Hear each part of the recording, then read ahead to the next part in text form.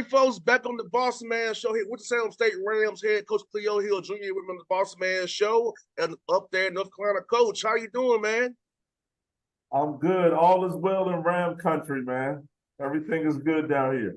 Yes, sir, Coach. Can you believe it's been 6 years, going to your sixth year there, been the head coach already, man? And all success you already had so far with Winston-Salem State, since you kind of came there. It does not feel like 6 years, man. I'll be honest. It feels like two or three, but all six outside of the COVID year have been special.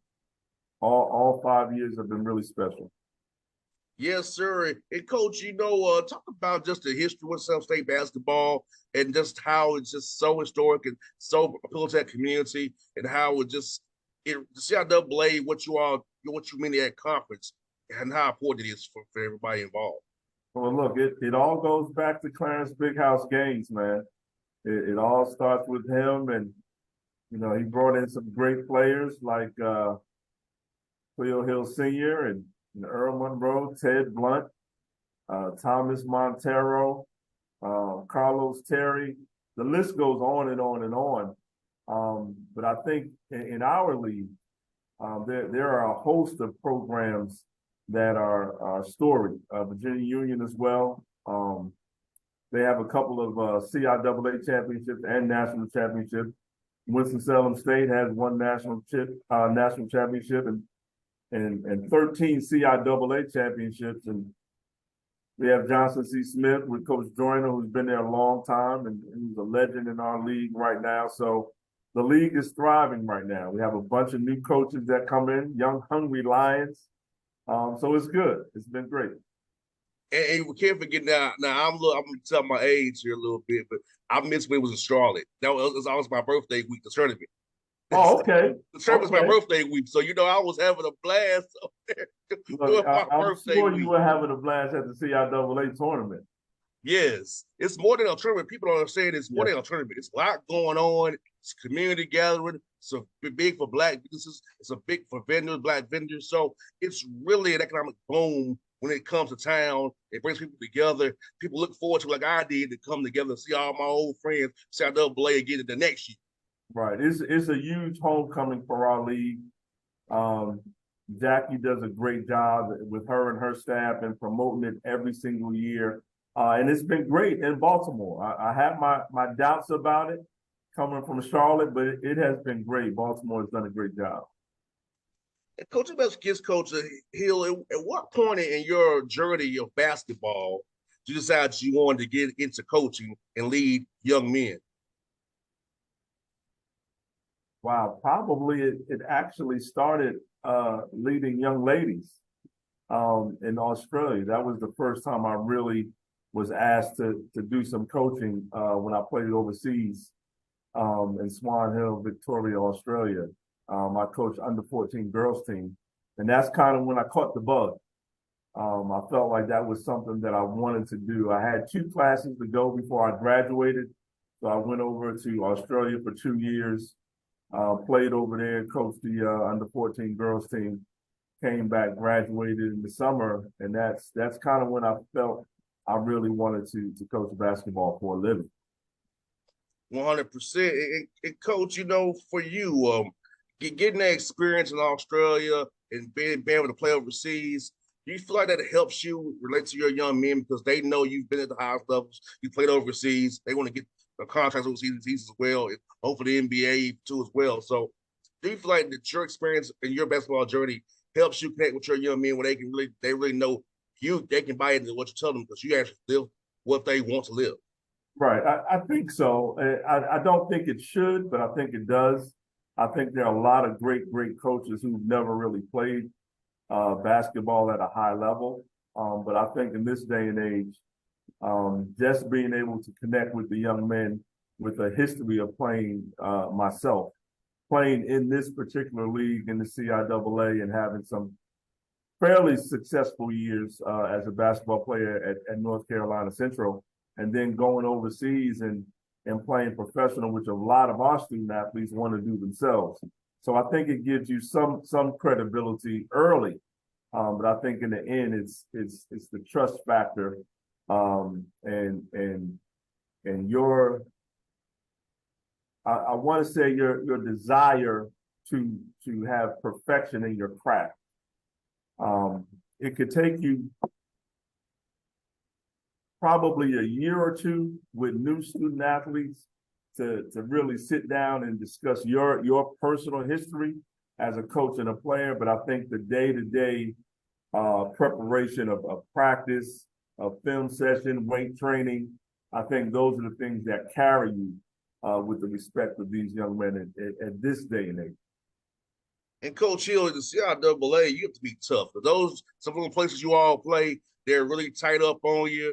The crowd gonna be into it. The environment's gonna be really going. So we're recruiting a young man.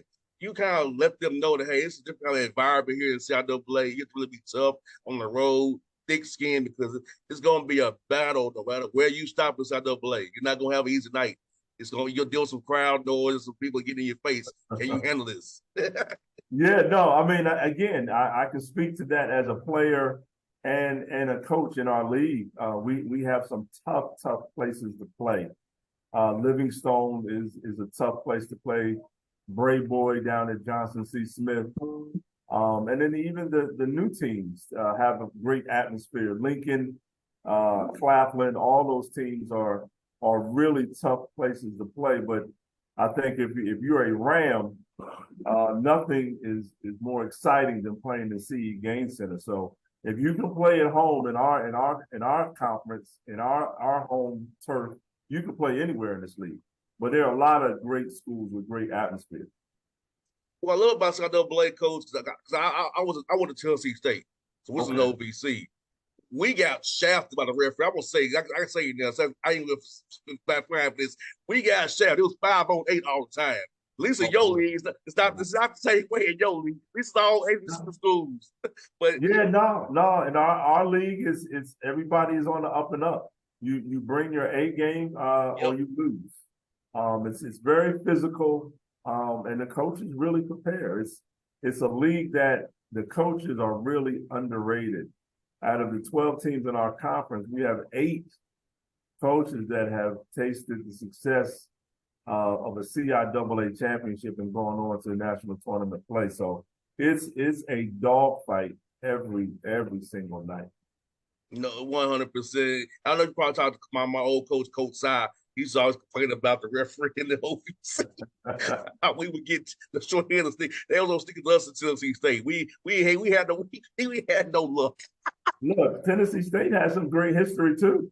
Yes, they have some great history. Yes, indeed. I wish we was in a HBCU conference. That's just my personal preference, but we're not. But I wish we were. But we had that environment with you all, that you all have. And Coach Ford, you ever listen to this interview, Coach, in Atlanta and by Floods Beyond? What are the pillars of your program that they must abide by? And what do you look for in a young man that you want to come to be a Salem State Ram? Character right off the bat. We're looking for guys that really want to come in here and have a desire to get a degree, and leave Winston-Salem State and go on to be a productive citizen. That's at the forefront. When you're talking about skill set, we like guys that are unselfish and play hard, give it everything they have, and make sure they hold themselves and their teammates accountable. And that's been successful for us thus far. And talk about that degree piece, Coach. Being in where you're located, West North Carolina, there's a lot of things growing there. Charlotte's growing, the Raleigh-Durham area is growing. So talk about the internship they can get coming with Salem State, networking they can do. So once the ball starts bouncing, they have a career path to tap into once they return. Well, I think all HBCUs have a desire for their students and student athletes to obtain employment afterwards. But I think Winston-Salem does a great job, not a good job, a great job of assisting these young men and young women after college. And a lot of them find employment right here in our community in Winston-Salem. So I think it's key for us. We use that as a recruiting cell.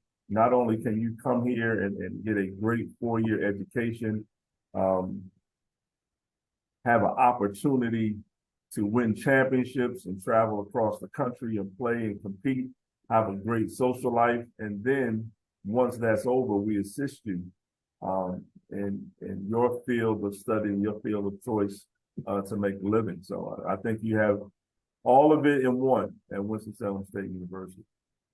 And Coach Hill, do you feel like with the COVID year, the NIL and the transfer portal allows you to get your hands on some better high school guys, some better JUCO guys that you might not get your hands on because the Power Five is looking for certain kind of guys, a little older, known commodities, but you're able to tap into a high school guy who may not have an opportunity he would have because of the older guys COVID year. You can get some guys, you can get JUCO guys in, help you build your roster out. Right. We've been very successful early on with the Division I transfer. But once the transfer portal opened up like popcorn, we kind of switched our recruiting. We brought in this year 11 new guys. So we have some chemistry and some team bonding to do. But 4 of those are freshmen, and like you said, 6 are junior college transfers, and we have 1 Division I transfer. So the landscape has changed. And we are all about to see the pros and cons of it probably over the next 2 years. So like you said, we feel like we got our hands on some good freshmen that otherwise we wouldn't have been able to get, and some junior college transfer. 100%, Coach. I feel like it's very, very important. And Coach, can you explain to the listenerships about D2? That at the D2 level, you could actually get 10 fulls. You can actually take those monies and split it up, and you're really kind of managing the budget per se, the cap, like we in the NBA, for us getting the players taken care of based on their needs. Right. I mean, I always say it's Division II is more similar to the NBA than Division I is because of that point you brought up. We do have full scholarships, but to make our money stretch and to take care of as many of our student athletes as possible, we kind of package. We cut those scholarships up. We do a good job at finding other scholarships and grants. We package them with financial aid. We get some academic scholarship money in there, and we make them whole. And I think that's the difference one of the differences between Division I and Division II. Division I really does everybody full. We don't have the luxury to do that, but we do not a good job, but a great job of packaging our young men and bringing those loans down for them as much as possible.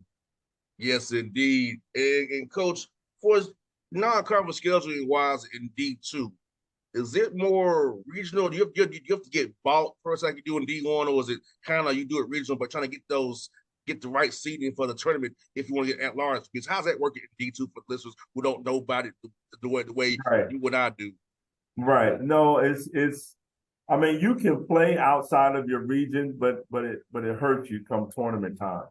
So what we're trying to do is number one, play the top schools in our region, which are at the WIVIAC conference and the PSAC conference, which I'm familiar with when I used to coach at Cheney University. So we try to play those schools as much as possible. If we can't play those schools, then we try to get teams that are not in our region. We try to get highly ranked teams, teams that have a history of being in the NCAA tournament. So when it comes time for the seeding at the end, we don't want to just be relying on winning the CIAA tournament to get a NCAA bid, because that's our goal. Not that, winning the CIAA championship is just real. It's love and respect for the grind. But we do have our sights set on a national championship this year. Last one for you, Coach, man, is this. On this show, man, we love to talk about food and foodies. So tell us some good food spots in South North Carolina that we can check out. We come see you all play this year, man. Woo! I'm gonna say Dave's Chicken and Waffles is my spot. We have some new soul food spots here in Winston that I have to check out. myself. I'm gonna say Dave's Chicken and Waffles and sweet potatoes downtown Winston-Salem. I would say that those are the two main ones. Um, yeah, I'm gonna leave it there with those. Hey, those will be noted, Coach. Because I tell you what, we're gonna do a South LA tour this season. The Bossman show. We're gonna do the SIAC as well. So we're making our way up there to see you play, and we're gonna look at some dates. I'm put your number offline, so I can say contact with you, Coach. Because I feel like I want to help you all out, man, as much as I can. Use this platform, guys, give me the Appreciate it. put you all out there, Coach. What I will say, if you have not been to a game in the CE Game Center, I would say get there. I would say get there. We do a great job at fan engagement with our powerhouse cheer. Our band and our DJ, we just do a great job, and it's a great night out for the family. I would say bring the kids, bring the wife, bring the husband, bring all the kids in the neighborhood, because you'll definitely enjoy it. Yes, indeed, Coach. I look forward to it, Coach Hill. It's fun to chat with you, man. I've been a fan of yours for years, Coach. Good having the show finally. Do this again real soon, Coach. Definitely appreciate you, man. Anytime, Coach. Go Rams. Go Rams. There we go. Go Rams.